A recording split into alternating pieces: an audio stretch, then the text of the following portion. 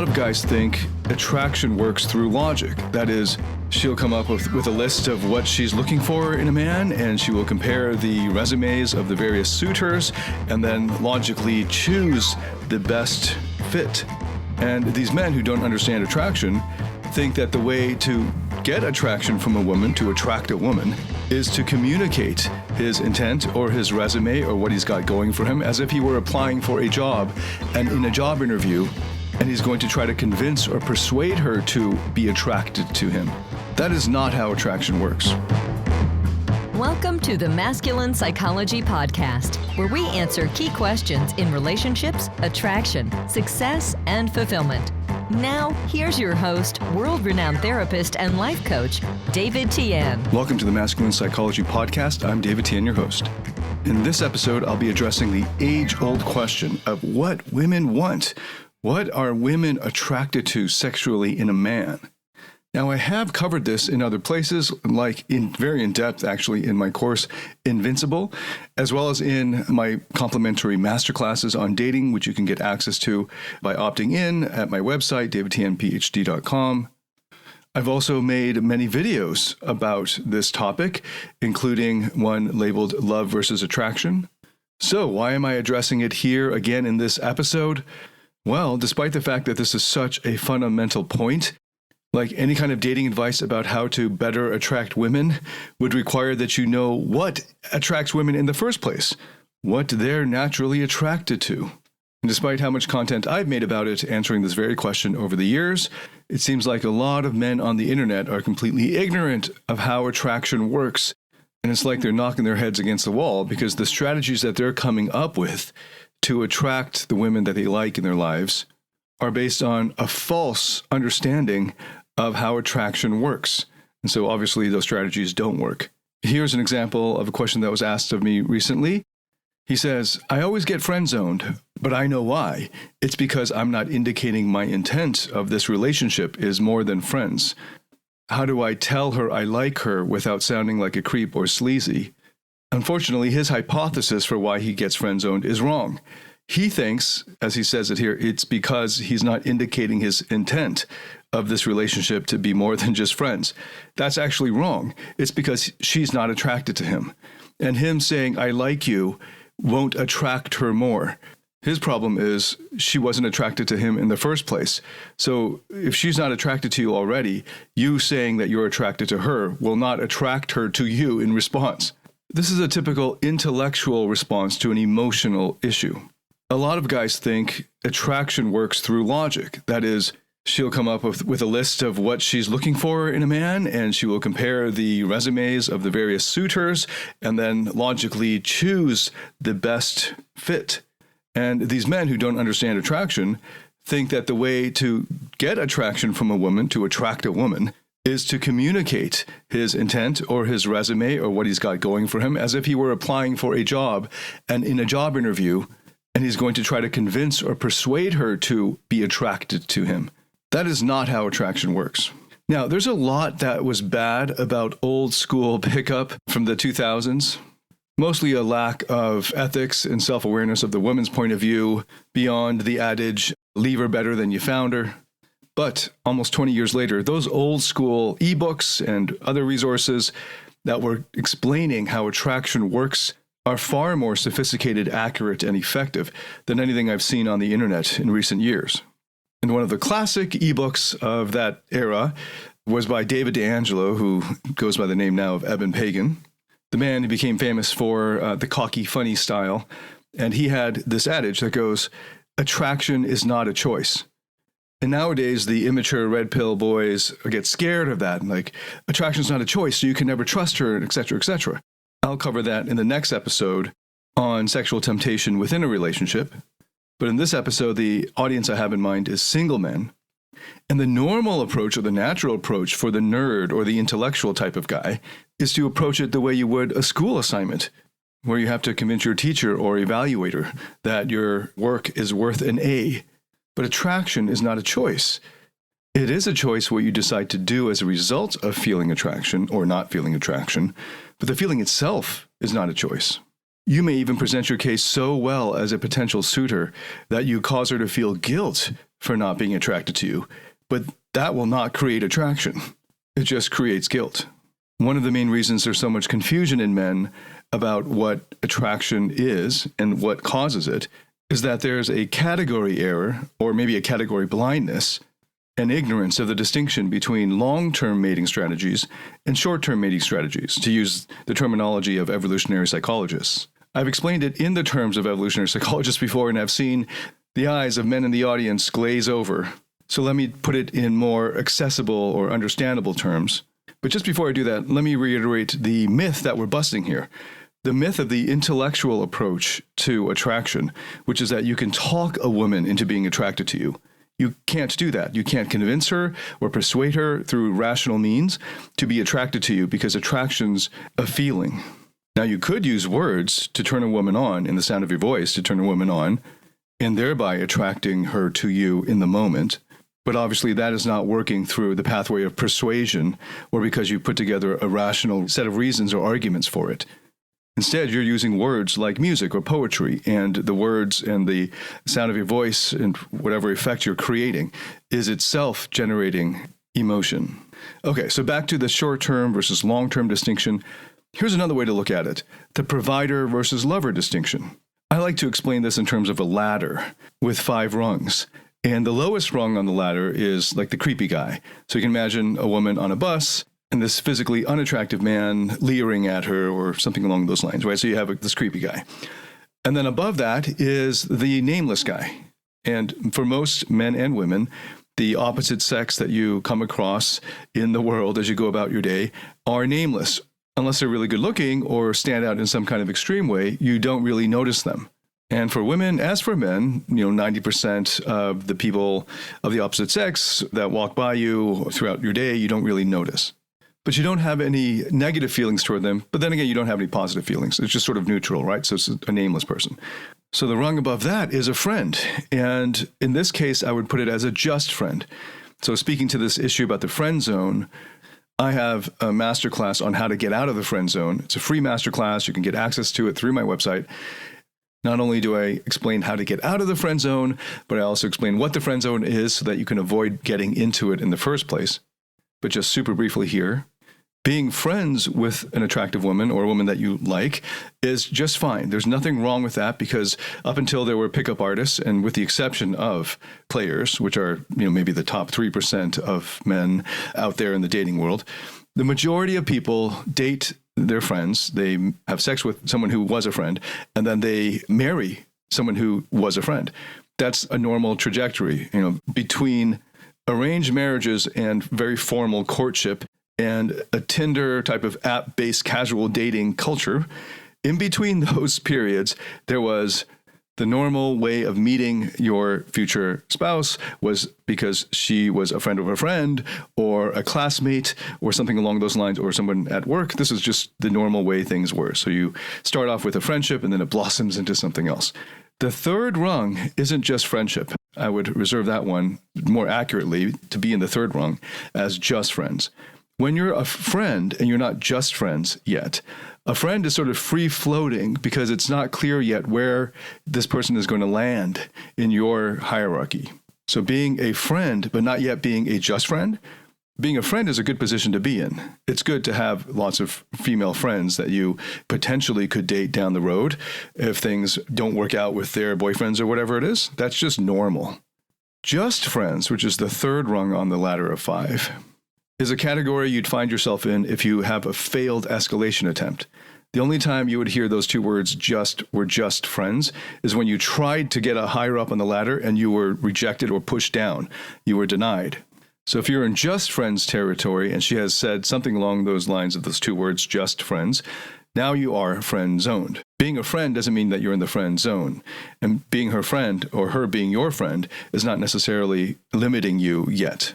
But being just friends is. That means you tried to get more and you got shut down, and now you know where you stand. And in a way, you've kind of reinforced it in her mind because she has had to make that decision and say it out loud that so-and-so, this person, is just friends. Okay, so that's the third rung of the ladder. We're going from creepy guy to nameless guy to just friends. And by the way, as you can see, still being just friends still gets you more connection. I mean, she knows your name. She will smile when you approach like you're friends. But unfortunately, you're just friends. So the fourth rung of the ladder is a provider. And just as the title suggests, a provider is someone who provides resources, money, maybe security or physical safety, that sort of thing. He's a provider.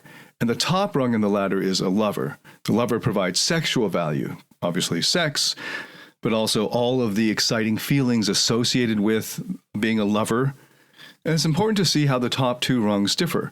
You can imagine how you could be a provider but not a lover, right? Someone who just pays the bills, she kind of uses you for your resources, for your money, for your connections, something along those lines. She's using you.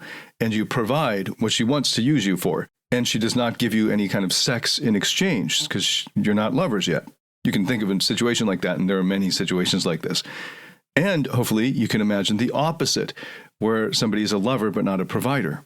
This is the obvious, pool boy, the sexy pool boy, in, kind of a Mrs. Robinson type of scenario, but also the hot Chippendales dancer that she got randy with, on her, girls' night out in Vegas or whatever.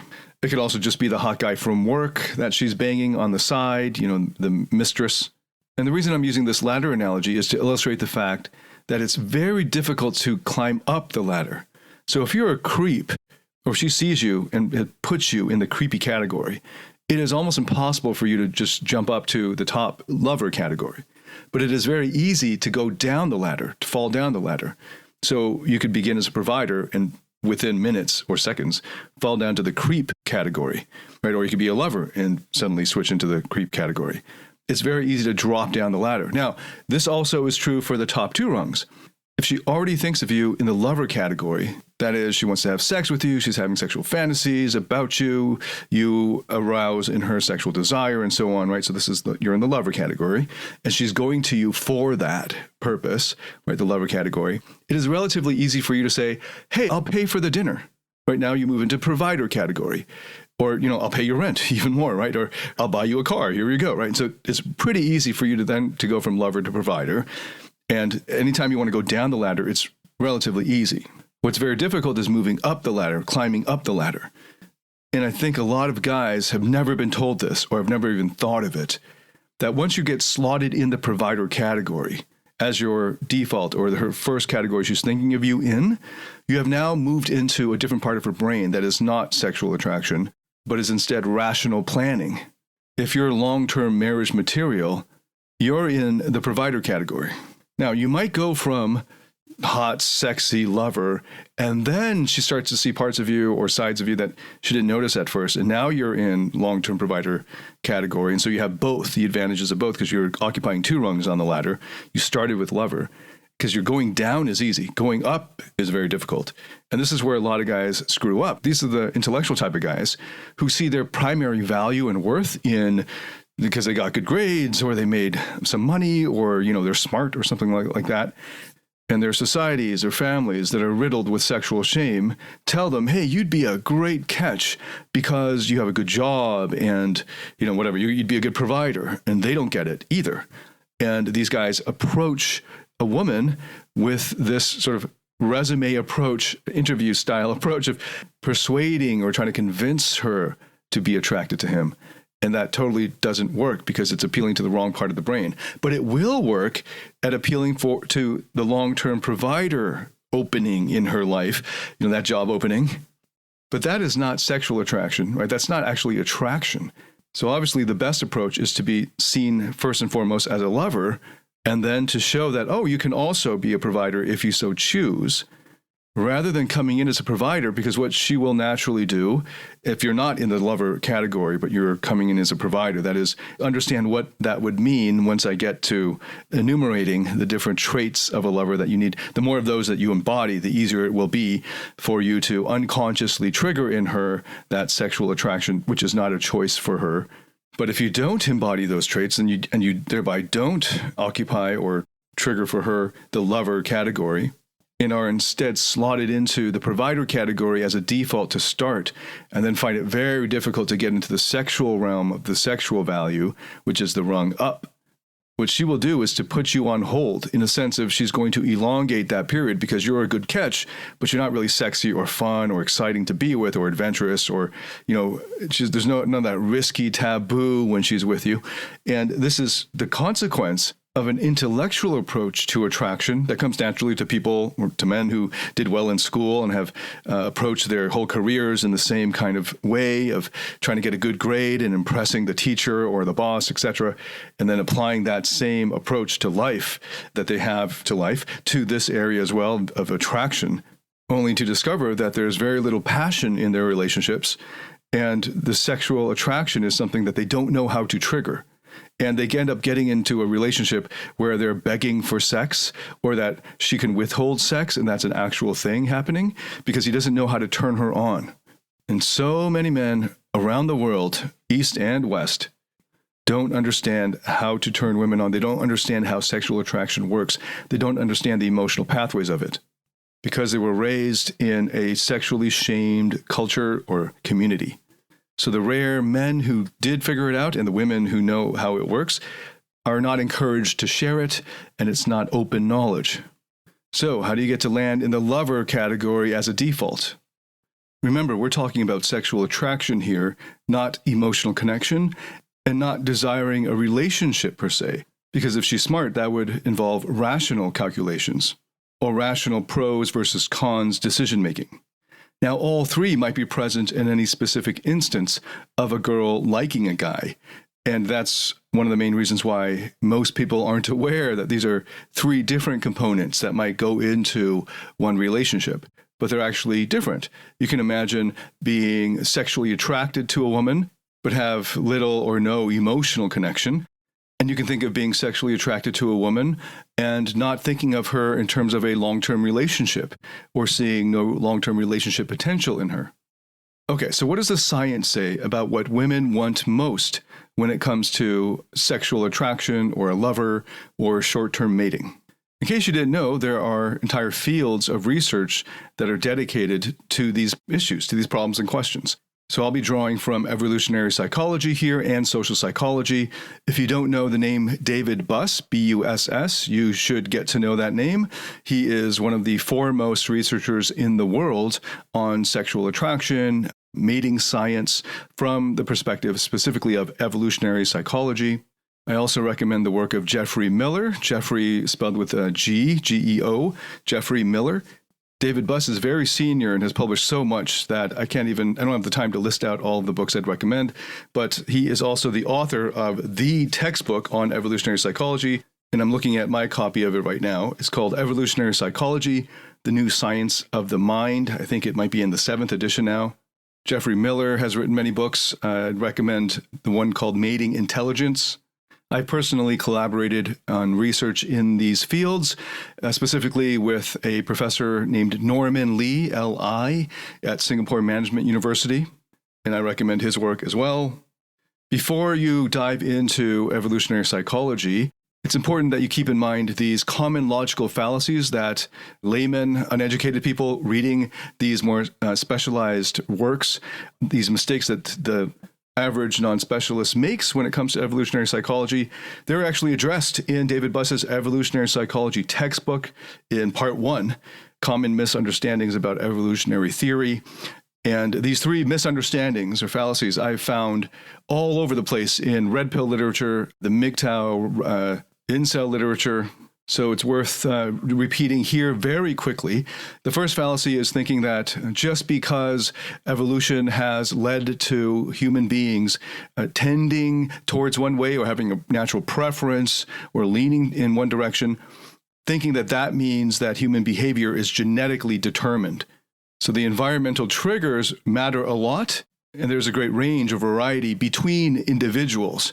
So any theories based on the findings of evolutionary psychology are relatively general and may not apply in any specific case, especially when you factor in environmental conditions, like somebody's upbringing or the community they were raised in or the stressors on their lives, especially in their formative years and in their childhood. So just because women have evolved to prefer, in general, something in a man does not mean that all women everywhere all the time prefer it. As an example, The second fallacy is thinking that if it's evolutionarily adapted, that we cannot thereby change it. That's obviously wrong. That's how evolution works. Change happens. Okay, I'm not going to spend much time on that one. The third fallacy is viewing the current mechanisms that have evolved as a result of the evolutionary process, thinking that they are optimally designed. They're obviously not. You can just look at your diet and the kind of foods that we love and crave, and very often they're ones that are not actually very healthy for us.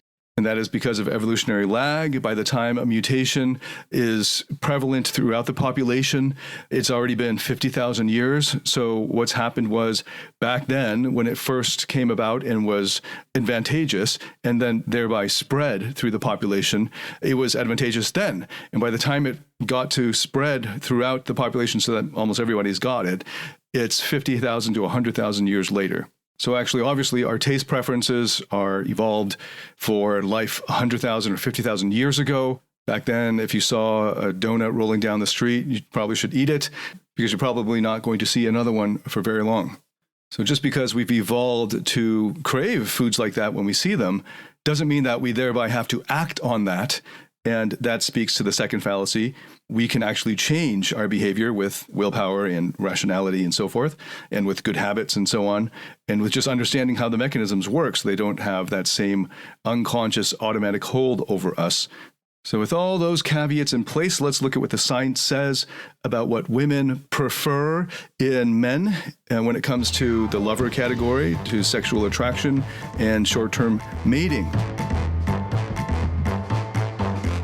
No matter their physical strength, for many men, emotions are too much for them to handle. It's why they can't give women the deeper levels of emotional intimacy and connection that they crave. It's why they fail to be the man that modern women desire most. A man with inner strength. A man who has mastered his emotions. Find out how to master your emotions through David Tian's Emotional Mastery Program.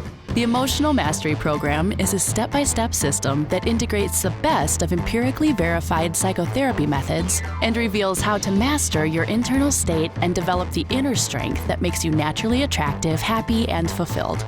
Learn more about this transformational program by going to davidtianphd.com/emotional mastery. That's DAVIDTIANPHD.com/emotional mastery. So quoting here from David Buss's textbook on evolutionary psychology, page 183 of my edition, what women are looking for when it comes to short-term mating opportunities are heritable markers of health and fitness, that is, markers of health and fitness that can be inherited, signaling the presence of genes that facilitate resistance to diseases and other environmental insults, specifically looking for physical symmetry, especially facial symmetry. Reading on, in short-term mating, women place a great premium on physical attractiveness. In short-term mating, more than in long-term mating, women also prefer men who have a masculine facial architecture. And generally that means more pronounced jawline, a more pronounced brow line, and who are muscular. Okay, so far, none of this should be any surprise to any man. Women like good-looking men and muscular men and men who are masculine. So far we have a kind of action hero type of image. This is what the manosphere calls chads, I think. Okay, reading on. For casual sex, women prefer men who are daring, confident, and strong. Okay, so far we have a kind of picture of a sort of Gaston from Beauty and the Beast, right? So he's daring, confident, strong, masculine, muscular, symmetrical, especially facial symmetry, is healthy and has obvious physical fitness. So just pausing there, there's not a whole lot people can do when it comes to how symmetrical your face is or how tall you are. Your symmetry can be changed with good workouts or bodybuilding. Obviously, how muscular you are, that's something that you can do something about and increase your muscularity. And I think a lot of guys in the world severely underestimate the power of a really good makeover. A good stylist is worth their weight in gold. I highly recommend you up your points as much as you can in those categories of health and fitness. And that's an obvious one. There's a huge multi-billion-dollar industry built around health and fitness. And it's not good just to attract women, but also for your longevity and your health and energy and your enjoyment of life. So you should be maxing out on that as much as you can. And I want to reiterate how powerful fashion can be, and just a makeover, good haircut, skincare, especially your posture, your body language. All of this is largely within your control, and at least it's largely changeable. And getting a good stylist is definitely a good decision to make. In fact, many department stores, if you're in a big city, the big department stores will often provide fashion styling for free because they're going to recommend clothes from their portfolio or from their store. And if it's a big department store, you'll have a lot of brands to choose from and a relatively large range of prices.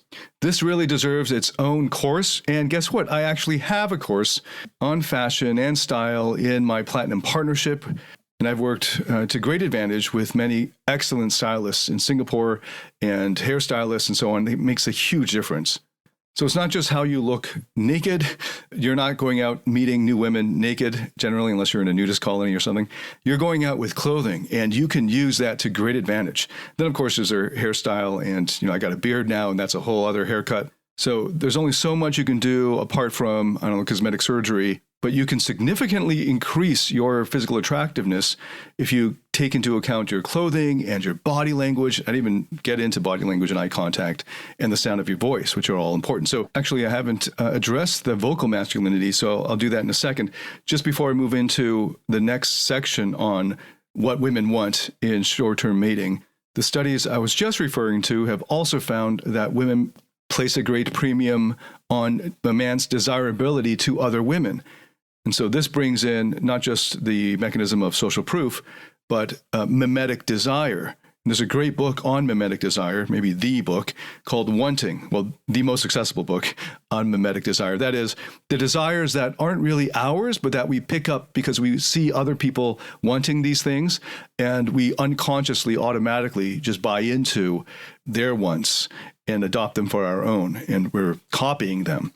That's mimetic desire. And that is largely at work here as well, when women want men that other women want. And a part of that would be getting bragging rights to other women, and so it increases their sort of status within women peer groups. And then there's the mechanism of wondering what other women find attractive in him and becoming curious about that. You see this a lot in Singapore. There's a whole term for it, where people line up just because they see a long line, because that's indicating to them that there must be something desirable at the end of this line. And that's all in addition to the core mimetic desire, where you have just internalized other people's wants as your own. Old school pickup artists capitalized on this by focusing on social proof, and some pickup artists made that their main shtick, just having social proof game, so to speak, where most of what they were doing was just creating the illusion. And then later on, it starts off as an illusion, but then it'll just pick up speed like a snowball effect, and just presenting these women like me, and then that causes a kind of feeding frenzy. And yes, I have a whole course on that, social circle mastery, and how to create that effect for yourself if that's something you want to take advantage of. All of these things can be gamed once you understand the mechanisms for them. Even if you don't want to do it yourself, it's important for you to recognize, I think it's important, to recognize when others do it, or when companies do it, or when marketing or sales people do it, or trying to create that effect in you, and you can understand that pull that you're feeling. I think it's also important, and this is one of the main reasons I'm making this episode, to understand the effect that it's having in the woman. So if this is your wife or girlfriend or even your sister, and understanding the unconscious automatic pull that this is going to have on her, so that you can appreciate the moral character of her, actually the kind of internal energy that she's exerting to resist acting on these natural urges.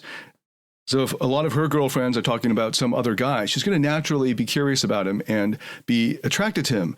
And this is something to recognize, right? So I think the physical attractiveness angle is actually going to be stronger than the desirability to other women angle, but it's important to recognize they're both at play when it comes to short-term mating. Now, the desirability to other women thing often tracks status or fame. So guys get that confused. It's not so much that women are attracted to a man just because of his status or fame. It's because the status or fame then signals desirability to other women, and that then kicks in the mimetic desire mechanism. Okay, so even more, and this is made a lot out of from the manosphere on women's preferences and how they shift during their period of ovulation.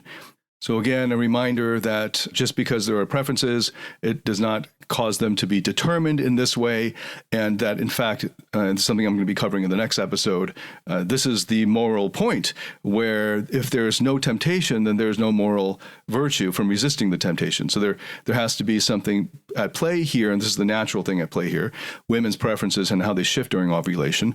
And if you don't know this, then you're in the dark. You can't even operate with that knowledge. So it's important to, if you want to be morally good, which I think is a good thing, to be street smart about it, to have it go in with your eyes open and not to be naive or going in blind. How does the Bible put it? Innocent as doves, but as wise as a serpent. Okay, so now quoting in that same section in that David Buss textbook, women's preferences shift around ovulation, the peak time of a woman's fertility. It's only during this fertile window that any genetic benefits can be reaped from short-term mating. Research has documented several shifts in women's preferences at ovulation compared to other times of their cycle. And they have listed out 6 different differences here. And the first is an increased attraction to men with symmetrical features. No surprise there. Obviously, all things being considered, you'd prefer to have your children with half their genes from someone who is healthy and fit, and that's what symmetricality is supposed to be indicating. The second is an increased preference for facial masculinity, body masculinity, and vocal masculinity. So facial masculinity, like I said, this is largely the jawline is bigger, the brows are more pronounced. Body masculinity, this is muscularity, especially the shoulder to waist ratio is being bigger. And then the vocal masculinity, that is how deep your voice is. The third is an increased preference for men who are tall, and no surprise there. Number 4, an increased preference for men who display creative intelligence. Okay, so up to this point, it's been about physicality, right? So you're looking at basically another action hero type of person. But these studies have also shown that in short-term mating, both during ovulation and even outside ovulation, women prefer men who are not only muscular and masculine looking, the Gaston from Beauty and Beast kind of stereotype, but also humorous. And humor is a way to display creative intelligence. Jeffrey Miller's book, The Mating Mind, is all about how we would have evolved art, how art doesn't really play into survival and replication, except because it's displaying creative intelligence. So I recommend that book as well. And this is an area where you can see that women would get turned on by men who use their intelligence in creative ways. And this is obvious through the way that women have gone crazy for artists, musicians especially, but also Picasso-type artists, visual artists of all kinds, and then humor as a way of displaying your creativity and your quick wit and sharp mind in ways that can evoke emotional responses in women. So it's not that they're just turned on by someone who can do math really well. Women are not turned on by men who do rote memorization or can recite the periodic table or something. They're looking for creative intelligence. So humor is an example of that. Okay, so reading on, an increased preference for men who are physically attractive and muscular. Okay, no surprise there. And then the 6th, an increased preference for men who display social presence and direct intrasexual competitiveness, dominant personality traits, and warrior-like aggressiveness, qualities that indicate social dominance. Okay, so that last one is built into it, 3 different dimensions there. But here's an easy way to illustrate this, right? So in addition to assertiveness and the ability to stand up for yourself and defend your loved ones, a kind of warrior-like aggressiveness that will intimidate potential other threats to you and your family. Like if you were a woman, all things being equal, it would be good to have a man who could stand up and defend you and your family and so forth. And what intrasexual competitiveness is referring to is competition between men in this case, and winning those. So pickup artists call this the leader of men trigger and the protector of loved ones trigger. The only thing that's scary for some women when it comes to warrior-like aggressiveness is the real fear that warrior-like aggressiveness could get turned on her. But there's also this sort of risky adventure inherent in it, and it's sort of exciting for her that he's potentially dangerous. But you have to show, if you want it to be sexually attractive, that you've got that under control. Okay, so the best illustration of this is if you were to compare a really good-looking guy, let's say, and a fat, older man, okay, so and who's not too tall, like shorter than the good-looking, Gaston. But this shorter, let's make him like just less physically attractive man is this Gaston-looking guy's boss. And maybe the Gaston guy is his bodyguard, and he can order him around. And if she's first attracted to the good-looking bodyguard and then finds out, oh, his boss can tell him, stop talking to that girl right now, come over here, and he can order him around. He can say, get on your knees and say sorry. And this guy does it. She's going to, all of the attraction she was feeling to this Gaston guy will then get transferred to this more powerful guy who can order him around. And that is how powerful this sixth dimension there is, an increased preference for men who can win or are winning intrasexual competition. Because if she mated with that good-looking guy, but who has less power, then she's actually making a wrong choice, obviously. Now, this not so good-looking guy is wielding this power, and that creates this intrigue. How did this happen? But it's also showing that if she mates with him, her children are going to inherit those genes that would have led to this power. So then you can see how this soft power, this sort of influence over others, is the greatest aphrodisiac. Power is the greatest aphrodisiac. If you can demonstrate your power over your other competitors when it comes to short-term mating, the natural thing that will happen is that you win the attractiveness game there. She would have to exert willpower, the kind of moral willpower, to stay loyal to this good-looking guy who's being beaten down, who is willingly submitting to this less good-looking, more powerful, like in terms of soft power, man. And maybe I'll end with an illustration of how all of this might come together in your life. You can imagine a rich man who marries kind of, bimbo, gold digger type woman. And she's at home and with all of her needs economically met. But because he's a hardworking businessman working 80-hour weeks to make these his millions, right? He's never at home. And she's bored out of her mind. And the pool boy comes by to clean the pool, twice a week or whatever. And he takes his shirt off, and he's a really good-looking guy, and he's flirty. And let's just give him all of these other markers for short-term mating. And let's say she's ovulating right then and there. So he is showing that he's muscular, and he's got masculine facial architecture and physical attractiveness. And maybe the things he's saying or the kind of vibe he's giving off is that he's daring and confident. Maybe he looks like a kind of a dangerous type of guy with tattoos. And he offers her some fun but not too dangerous drugs, maybe some weed or whatever. And this is his sort of daringness in there. And he's funny. He's like cracking jokes and stuff. She will naturally be attracted to him because he is, objectively speaking, attractive, right? We've set it up that way. He's a good-looking guy who's muscular, masculine, daring, confident, and strong. And we'll throw in humorous too. Now, for her to stay loyal to the rich guy who's never around, she's going to have to exert willpower and say no to her natural urges. And that's possible, speaking to the manosphere guys who are all these little boys who have been hurt by women. And it's easier to just say all women have no control over their emotions or whatever.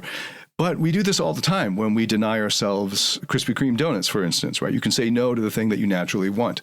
In the next episode, I'm going to be getting into more depth on temptation in a relationship and how sexual attraction works there. But for now, we'll just present that as a scenario. You got the rich man and the pool boy, and maybe she ends up having sex with the pool boy because maybe he's very persistent and he's there all the time and she can only resist for so long, etc. So then it looks like we've got a situation here where we have a beta male, a rich guy, even though he's the rich guy. In this setting, because of the short-term mating preferences here, he's the one getting cuckolded. And then the pool boy, who has hardly anything going for him in terms of being a provider, is in the lover category now. And so you can see how, now bringing it full circle back to the ladder, right? He's in the lover category. If it turns out the pool boy is just inherited $1 billion, and didn't mention any of that, and is willing to provide for her, he's suddenly become a lot more attractive, right? Because it's easy for him to go from lover down to provider. It's harder if you're slotted into the provider and she grudgingly gives you sexual favors or whatever, sex, in exchange for economic protection or whatever, moving from provider up to lover.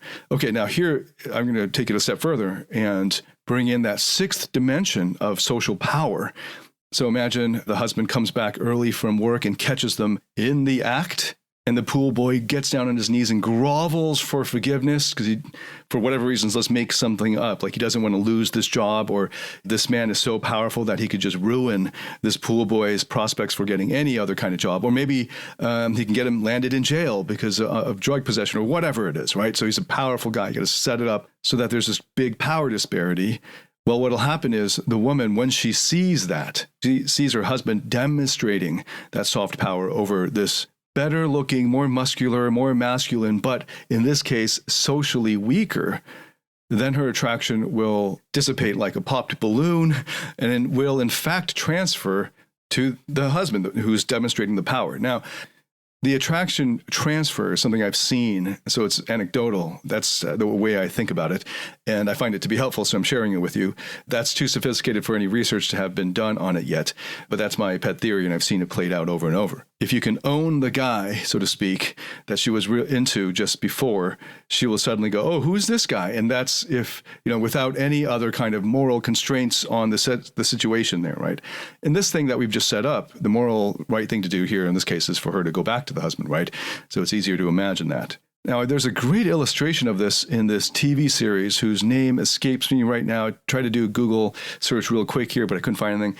And in this TV series, in one of the later seasons, well, throughout the series, there was an affair going on between the wife of an influential white-collar type of man and his junior member of his staff. And this affair went on through multiple seasons. Then the man found out, and the wife was very afraid of getting divorced for some reason. And the man she was cheating with was very afraid of losing his job and being kicked out of the industry, basically, because this man was so high up in the industry that he could ensure this other guy doesn't get a job in the same industry for a long time. So they're both kind of groveling, saying, what can we do to make it up to you? Please don't punish us in these horrible ways. And he says, okay, look, this is what we're going to do. You can continue. I want you, in fact, to continue to have this affair. But every time you have sex, I have to be here and I'm going to watch you do it. And it was a really weird scenario where over the course of the next 3 episodes, or maybe the rest of that season, their sexual chemistry just went away because it just like popped like a balloon, right? Because now whenever they had sex, instead of it being an expression of their intimacy with each other or of their love, so to speak, right, it got turned into some kind of performance for the benefit of this uglier, older man who was actively demonstrating his power over them. And she, in the course of the season, got more and more attracted to her husband again. By the end of it, she had wanted nothing to do with this other guy. And he got really shafted on this deal here. So hopefully listing out those traits that women are looking for, those features that women are looking for in short-term mating, in what generates sexual attraction in them when they're looking for a lover, someone to just fulfill those sexual needs, and how that's actually different from what a lot of people out in the world think leads to sexual attraction. Now, if you are banking on your provider value, right, your resume, so to speak, and you have not given any thought to your sexual value, then what you're doing is you're working really hard to be at that 4th rung of the ladder. And that's a bad position to be in the long term. It's much easier to be slotted in at the lover category and then to move down to provider if you choose to do so, rather than the other way around. Just as it's really hard to start off at the bottom and be as a creepy guy and then move up to being a lover, whereas it's much easier to fall down the ladder. So it's important to try to cultivate in yourself, sort of max out your potential on physical attractiveness, muscularity, masculinity, vocal masculinity, your body language, eye contact, your creative intelligence, your humor. All of these things are variable. You can increase them without surgery. And then that 6th dimension of social presence or social dominance, social power, that's a huge factor that can vary widely. And I have lots of courses that address these. I've mentioned my styling course. I've mentioned my social circle mastery course. But I also cover this in my dating skills course, Invincible.